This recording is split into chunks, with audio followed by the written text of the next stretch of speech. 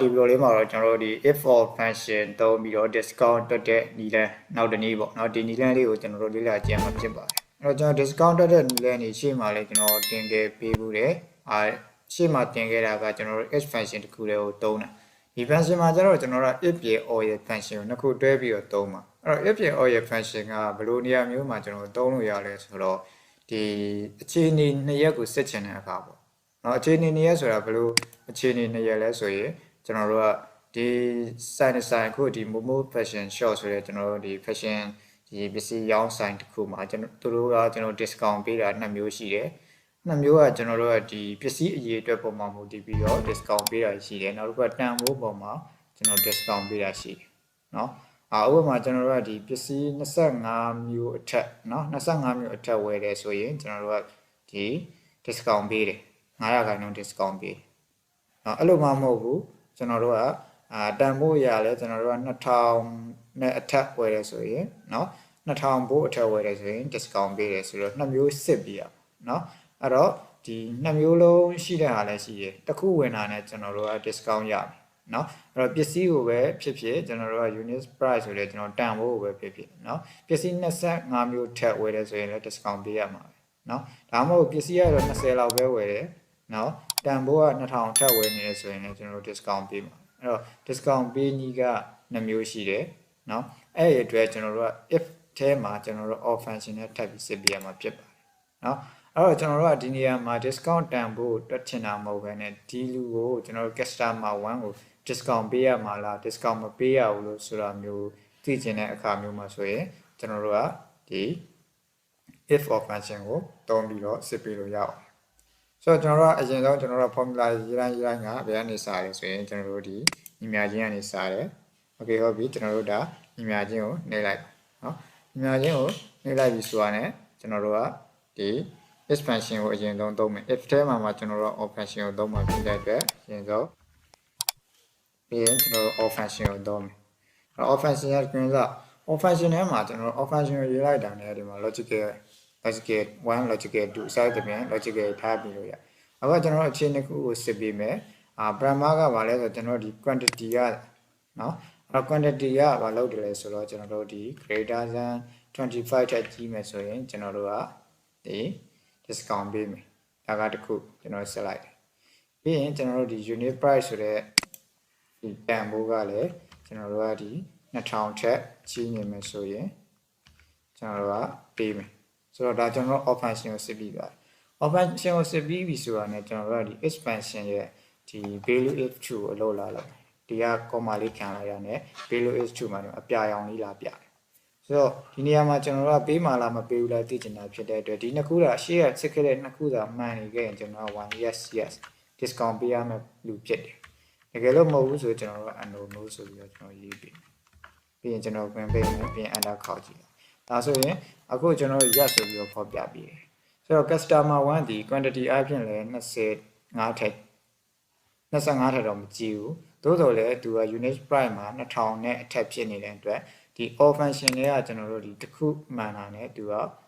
နောက်ကကျွန်တော်တို့ value is true လို့လုပ်တော့ဖြစ်တယ်။အဲဒါဆိုရင်သူကိုကျွန်တော်တို့ discount ပေးရမယ်။ဆိုတော့ကျွန်တော်တို့ဒါကိုဒီ formula ကိုအောက်ကိုဆွဲချလိုက်ရင်ရပြီ။ဘာလို့လဲဆိုတော့တခြား segment မတူညီတဲ့ segment တွေကိုကျွန်တော်တို့ရေးထားတာမရှိဘူး။သူတက်ဆိုင်တာဒီတန်တန် formula တွေမှာပဲကျွန်တော်ရေးထားဖြစ်တဲ့အတွက်ဒီ segment တွေကသူ့လိုပြောင်းလဲသွားလိမ့်မယ်။တက်ဆိုင်ကကျွန်တော်တို့ဒီ equal ကိုရေးရတဲ့ရှေ့ကကျွန်တော်တို့ဒီ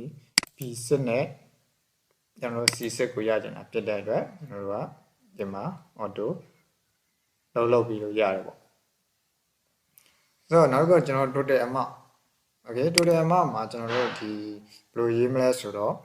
ကျွန်တော်တို့ဒီ export function ကိုပဲရေးမယ်เนาะအဲ့တော့စဉ်းစားတော့မယ်ကျွန်တော်တို့က export function ကိုကျွန်တော်တို့ခဏနေကပြောတဲ့အတိုင်းပဲเนาะကျွန်တော်တို့ကဒီဒါကကျွန်တော်တို့ discount ပေးလားမပေးလားသိချင်တဲ့အတွက်ရေးထားတယ်เนาะနောက်တစ်ခုကျကျွန်တော် total amount ဆိုတာကကျွန်တော်စုစုပေါင်းဒီသူစီကနေရမယ် customer 1စီကနေကျွန်တော်တို့ရမယ်ပတ်စံကိုတွက်เนาะပုံမှန်ကျွန်တော် discount မပေးဘူးဆိုရင်ဒီ25နဲ့2500နဲ့ကျွန်တော်တို့မြောက်ပြီးတော့ total amount ထွက်ပြီokay သူက discount လည်းပေးရမှာဖြစ်တဲ့အတွက်ဒီ discount ကိုတစ်ခါတည်းနှုတ်ပြီးတော့ကျွန်တော်တို့က formula ထဲမှာရေးပြီเนาะအဲ့ဒီ formula မရေးခင်ကျွန်တော်တို့ကเนาะဒီဘက်မှာကျွန်တော်တို့ percentage ဆိုတာလေးဒီမှာနမူနာရေးပြထားတယ်အဲ့တော့ 1% ဒါ percentage နဲ့ပြရင် 1% 1% ကိုကျွန်တော်တို့ကဒီ general ကိုပြောင်းလိုက်တာနဲ့เนาะ number ကိုပြောင်းလိုက်တာနဲ့ကျွန်တော်တို့ 0.01 ဖြစ်တယ် 1% ဆိုတာကျွန်တော်တို့ 0.01 နဲ့တူတယ်ကျွန်တော်တို့ 1% ကိုကျွန်တော်တို့100ရာခိုင်နှုန်းနဲ့စာရင် 0.01 ရမယ်လို့เนาะရာခိုင်နှုန်းပြောက်ချင်တဲ့အခါကျွန်တော်တို့က100ရာခိုင်နှုန်းနဲ့စာပြလိုက်တာဖြစ်တယ်ဆိုတော့ဒီတန်ဖိုးလေးတွေเนาะ 2% ဆို 0.02 ကျွန်တော်တို့က100ရာခိုင်နှုန်းဆိုရင်ကျွန်တော်တို့က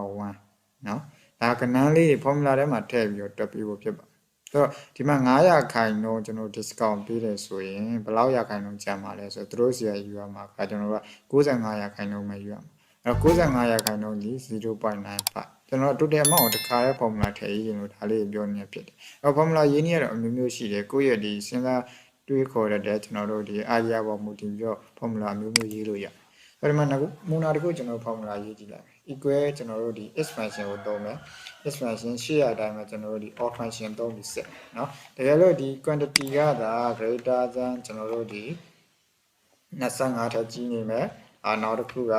ဒီ comma ပြီးရင်ဒီ price က2000ထက်ကြီးနေမယ်ဆိုရင်ကျွန်တော်တို့ကဒီလူကိုကျွန်တော်တို့ကဗာလဲဆို discount ပေးရမှာဖြစ်တယ်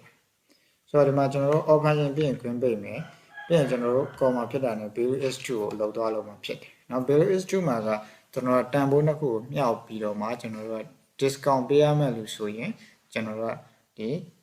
discount ပေးရမယ်တန်ဖိုးကိုကျွန်တော်တို့နှုတ်ပေးရမှာဖြစ်တယ်ဆိုတော့ကျွန်တော်ဒီတန်ဖိုးနှစ်ခုကိုမြှောက်ပေးမယ်ပြီးရင်ကျွန်တော်အမြောက်သင်္ကေတရိုက်မယ်โอเคဒီနှစ်ခုမြှောက်ပြီးပြီအဲ့တော့ discount တန်ဖိုးနှုတ်ပေးရမှာဖြစ်တဲ့အတွက် discount တန်ဖိုးဒီ900ခိုင်နှုန်းနှုတ်ပေးရမှာเนาะဒီနှစ်ခုကိုစစ်ပြီးတော့နှုတ်ပေးမှာဖြစ်တယ်เนาะ900ခိုင်နှုန်းနှုတ်ပေးရမှာဖြစ်တဲ့အတွက်နောက်95ရာခိုင်နှုန်းကျန်တယ်။နော်95ရာခိုင်နှုန်းရဲ့ရိုးရိုးတန်ဖိုးဒီ 0.95 ဆို0.95 နဲ့မြောက်လိုက်လို့ရတယ်။ဒါကတနည်းပေါ့။ 0.95 နော် sorry အမြောက် 0.95 ဒါကတမျိုး value is 2ကိုပြောပါဘူး။အဲ့လိုမှမဟုတ်ဘူးသူက discount ပေးစရာမလိုဘူးဆိုရင်တော့ကျွန်တော်တို့ကဒီတန်ဖိုးနှစ်ခုကိုပဲမြောက်ပေးလိုက်။နော်အပြည့်ပေးရမှာ။အဲ့တော့ဒီမှာပြီးရင်ကျွန်တော်တို့အမြောက်တန်ဖိုးနှစ်ခုမြောက်ပြီးရင်ကျွန်တော် if ရခွင့်ပေးပြီးရင် enter ကောက်ကြည့်เนาะအဲ့တော့ကျွန်တော်ဒီမှာဒီ discount ကိုတွက်လိုက်တဲ့အခါမှာ auto သူကเนาะပုံမှန်ဆိုရင်တော့25နဲ့ဒီ25နဲ့မြောက်ရင်ကျွန်တော်တို့6000ကျော်ရမယ်เนาะ6000ကျော်ရမယ်ဒါပေမဲ့အခုကျွန်တော်တို့9385ဆိုတဲ့900ခိုင်နှုန်း discount ကိုကျွန်တော်တို့နှုတ်ပြီးသားဖြစ်ပါတယ်เนาะအဲ့တော့ကျွန်တော်တို့ဒီ formula ရေးနည်းလေးကိုသိချင်တော့ကျွန်တော်ကိုရေးထားတဲ့ formula လေးကိုဒီ direct list နှိပ်လိုက်ရင်ကျွန်တော်ဒီမှာရေးထားတဲ့ formula လေးပေါ်ပြမယ် expansion ရှိတယ် off function အခြေအနေကိုစစ်ပေးတယ်နောက်စစ်ပေးလိုက်တဲ့ဒီဟာကိုကျွန်တော်တို့ value is 2မှာဒီတန်ဖိုးလေးပြချင်တယ်ဒီနှစ်ခုမှန်တယ်ဆိုရင်ကျွန်တော်တို့ဒီတန်ဖိုးကိုရချင်တယ်ဘာကြောင့် 0.95 နဲ့မြောက်တာလဲဆိုတော့ကျွန်တော်တို့က900ခိုင်နှုန်းနှုတ်ရင်100ခိုင်နှုန်းနဲ့900ခိုင်နှုန်းနှုတ်ရင်95ခိုင်နှုန်းကျန်တယ်နောက်95ခိုင်နှုန်းဆိုတာ 0.95 နော်95ရာခိုင်နှုန်းကိုဒီ general တို့ number ကိုပြောင်းလိုက်တာနဲ့ 0.95 ဖြစ်သွားနော်ကို95ရာခိုင်နှုန်းရိုက်ထည့်ထားတာကိုပြောင်းကြည့်လိုက်ပါနော် okay ဟုတ်ပြီဒါကတနည်းပေါ့နော်နောက်တစ်ခုကကျတော့ကျွန်တော်တို့ဒါကိုဆွဲချလိုက်ရင်ရတယ်နော်နောက်တစ်နည်းရေးချင်သေးရဆိုရင်ကျွန်တော်ဒီမှာဒါကိုပဲ formula ကူးလိုက်နော် control C ကျွန်တော်ဒီ control V လုပ်ကြည့်လိုက်ဆိုတော့ဒီမှာ885ဒါကကျွန်တော်တို့က 0.95 နဲ့မြောက်တယ်အဲ့လိုမှမဟုတ် 0.95 ကို percentage တွေသုံးချင်တယ်ဆိုရင်ကျွန်တော်တို့က900ခိုင်နှုန်း short မှာဖြစ်တဲ့အတွက်ကျွန်တော်တို့ကဒီ 0.95 နေရာမှာ100ရာခိုင်နှုန်းအနှုတ်9ရာခိုင်နှုန်းလို့နှုတ်လိုက်ရင်ဘယ်လောက်ကျန်မှာလဲ95ရာခိုင်နှုန်းနေနဲ့ထည့်မြောက်လေရတယ်နော်အတူတူပဲအဖြေကဒီမှာကျွန်တော်တို့900ပဲရမှာနော်အဲ့တော့ formula ရေးနည်းကတော့ကျွန်တော်ကိုယ်စိတ်ကြကိုယ် idea ရှိလို့ကျွန်တော်တို့ဒီတွေးပြီးတော့ကျွန်တော်စမ်းသပ်ကြည့်လို့ရတယ်ဆိုတော့ကျန်တဲ့ဟာတွေကိုတော့ကျွန်တော်ဒီမှာအောက်ကို auto formula ဆွဲချကြည့်လိုက်โอเคဒါဆိုရင်သူဒီ discount ပေးရမယ်လို့ဆိုရင်သူကရှေ့က value if 2ကိုလောက်သွားတယ် discount ပေးရမလို့ဆိုတဲ့လူကိုကျွန်တော်တို့ဒီနောက်က value is 4ကိုလောက်သွားဆိုတော့ဒီမှာဆိုရင်ကျွန်တော်မျက်စိနဲ့ကျွန်တော်အမြင်အရဆိုရင်ဒီ25နဲ့ကျွန်တော်2000သမားတယောက်ပါနေ customer 3ပေါ့သူ့ကိုကျွန်တော် discount ပေးရမလို့